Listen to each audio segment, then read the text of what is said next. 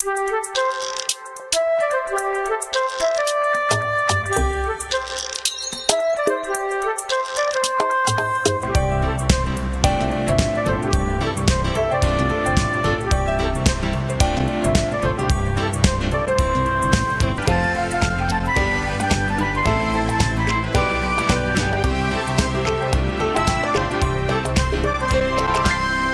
es su programa, Una pausa en el camino, un espacio dedicado para el estudio de la palabra de Dios con un enfoque práctico para nuestras vidas.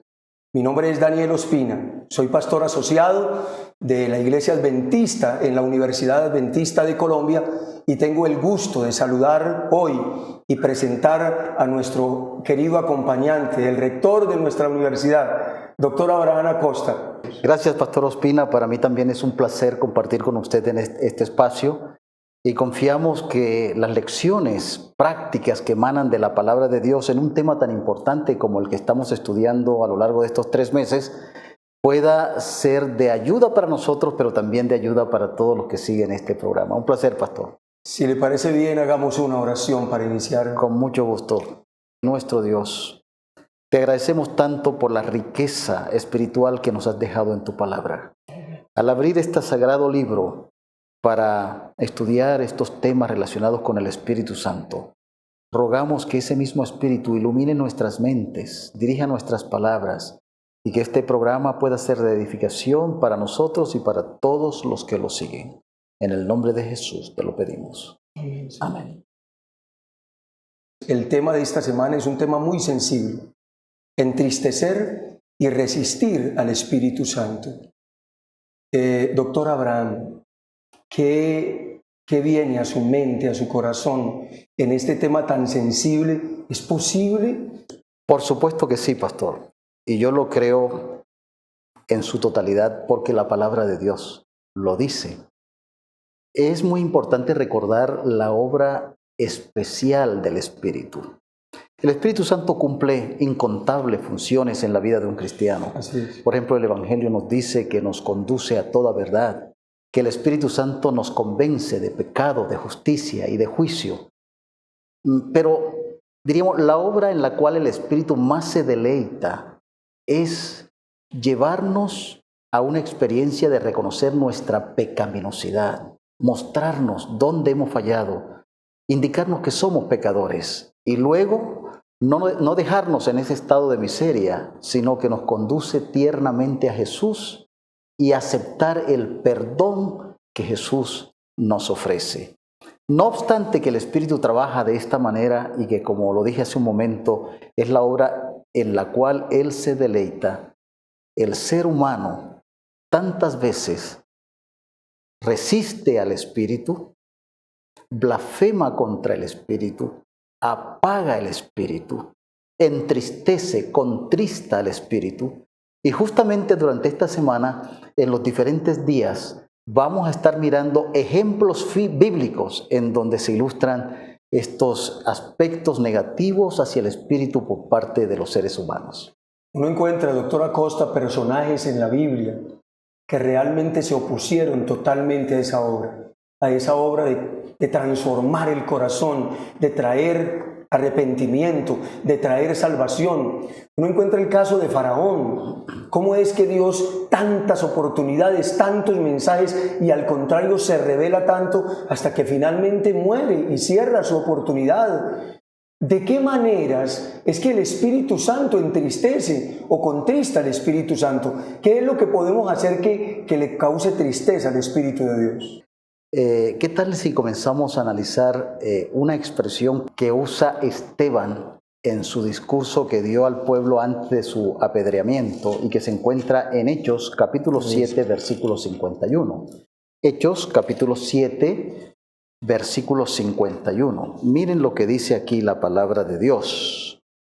Esteban, hablando lleno de poder, dice: duros de cerviz, incircuncisos de corazón y de oídos, vosotros siempre resistís al Espíritu Santo, como vuestros padres, así también vosotros. Está hablando Esteban al pueblo Y dice que ellos resisten la obra del Espíritu como sus padres lo resistieron. Yo en este versículo encuentro dos dimensiones. En primer lugar, la dimensión individual, los padres, cada uno de ellos resistiendo la obra del Espíritu. Pero también encuentro una dimensión corporativa, el pueblo, la institución, una organización resistiendo la obra del Espíritu. Tomando del ejemplo de Israel, ¿no? Cuando Dios, en medio de un momento tan sublime, tan especial, hablando con una voz de trueno y el monte de Sinaí ardiendo, les había entregado los 10 mandamientos y uno de esos mandamientos decía: no tendrás dioses ajenos delante de mí, no te harás imagen. Y de repente ellos, desconociendo la voz del Espíritu que siempre nos dirige a la palabra y nos indica la voluntad de Dios, se construyen un becerro y lo adoran. Y luego, como lo dice aquí Esteban en el libro de Hechos, bueno, Lucas poniendo en boca de Esteban lo que él realmente dijo, el desconocimiento reiterado de las amonestaciones, de las expresiones de llamado al arrepentimiento, en un acto misericordioso de Dios para el pueblo, y ellos desconociendo todo esto hasta el punto de que apedrearon, mataron a esos profetas que traían ese mensaje de Dios, pastor. Resistiendo la obra del Espíritu. Usted decía hace un momento, Faraón, bueno, un rey pagano, resistió al Espíritu Santo.